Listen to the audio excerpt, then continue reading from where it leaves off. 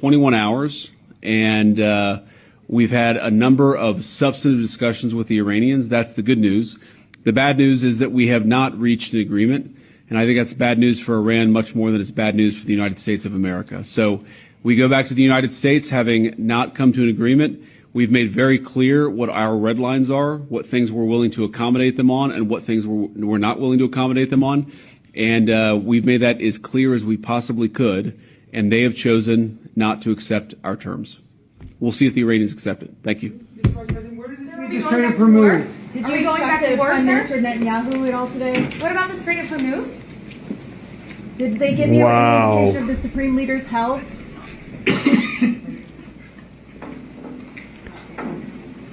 There you have it, you guys. Breaking news. We're just 3 minutes behind the feed, and it appears that J.D. Vance came out and gave an update saying that the negotiations so far have failed. He said that he was in talks for 21 hours.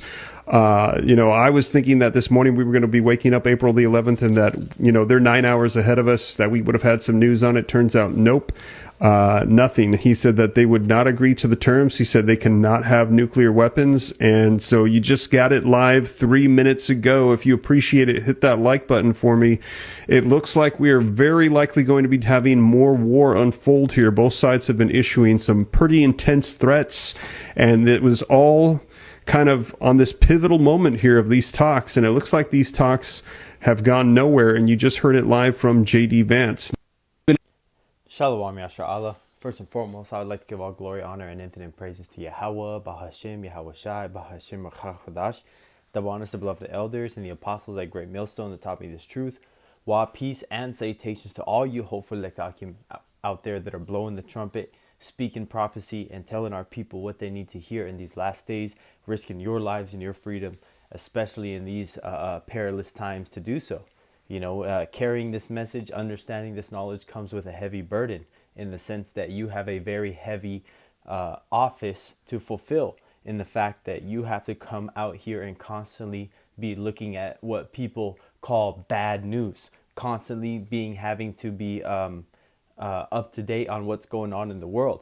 And Yahweh Bashim Yahweh Shai is going to give you the spirit to endure understanding, hearing all this bad news and how to decipher it through the scriptures, which is why the prophets are out here using the scriptures, the Bible, and the spirit of the Ruach HaKodesh, which is the understanding of the scriptures that we're reading, to give you the edification, blow the trumpet.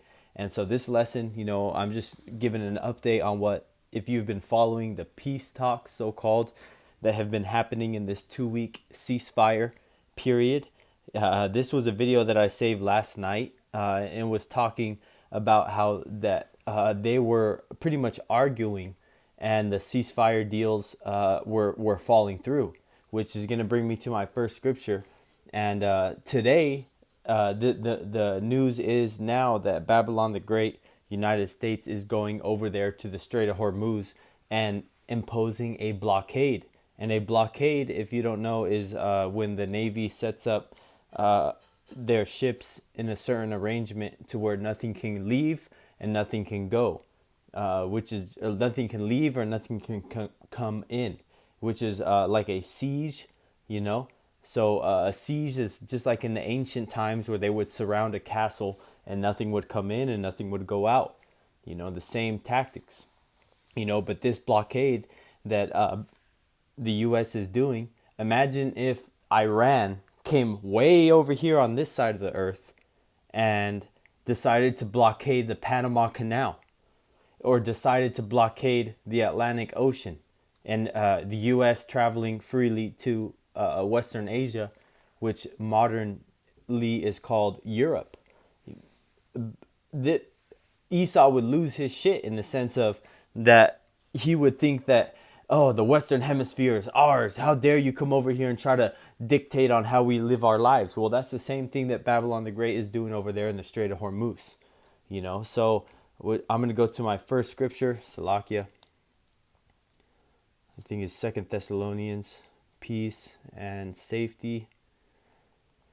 1 Thessalonians 5:3. For when they shall say peace and safety, Then sudden destruction cometh upon them, as travail upon a woman with child, and they shall not escape. And this is ultimately talking about that things are not going to get better. There's not going to be any peace. World War III is coming. Armageddon is coming. The armies gathered at the Valley of Jehoshaphat is going to happen.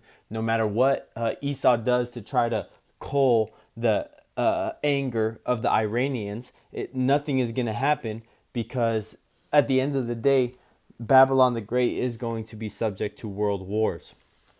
So I wanted to read a